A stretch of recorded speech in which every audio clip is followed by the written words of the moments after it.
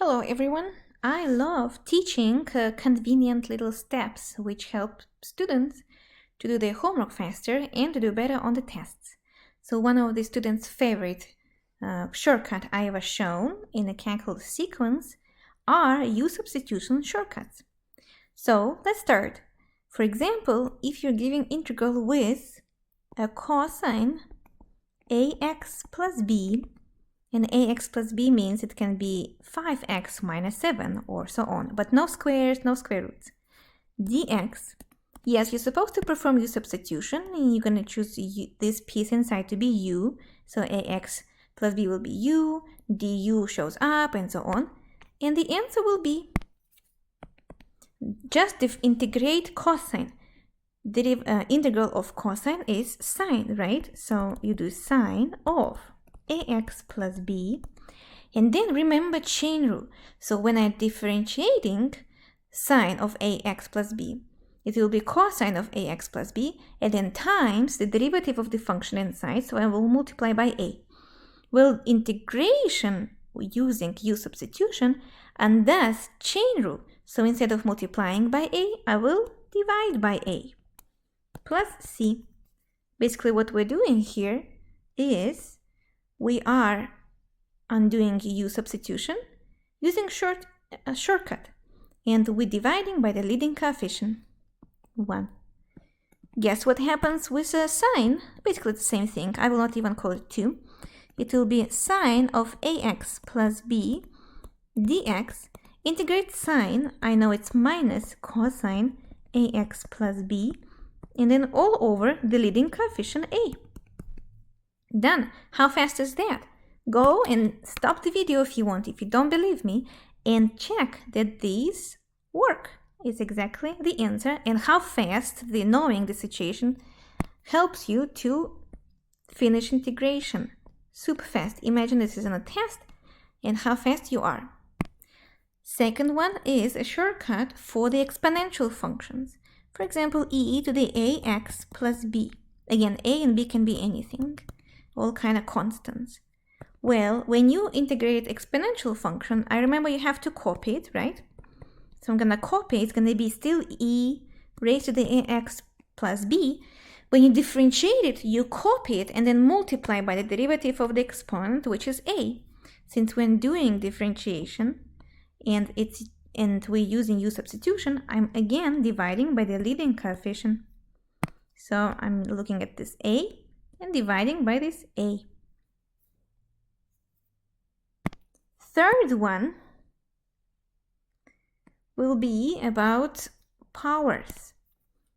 Third one.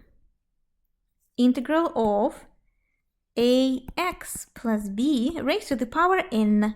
N works even with radicals, so for example, n is 1/2, 3/2, 3/5, and so on. But it's not -1. You will see in a second why. Dx. Perform u substitution slowly, and you will see that the answer will be, if everything inside is u, then you know how to integrate u to the n. You copy everything inside, then raise it to the n plus 1 and divide by n plus 1, right? That's what you would do with u to the n plus 1 over n plus 1. But then, since I'm doing chain rule here, you also will divide by a leading coefficient. Make sense? Just like we did everywhere else. Sometimes to be more visual, I put this a in front of the whole fraction. Then students remember, oh, I also need to divide by a because I'm undoing chain rule.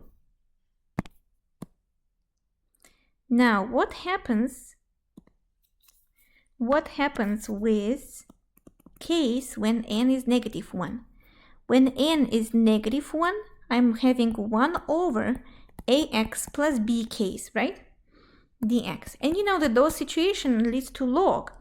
If I'm gonna choose, and that's the only one I will show step by step, if I'm gonna choose everything below to be u, so my u is ax plus b, then du is a dx, then the whole integral becomes integral of 1 over u, and dx is du over a, right? Du over a.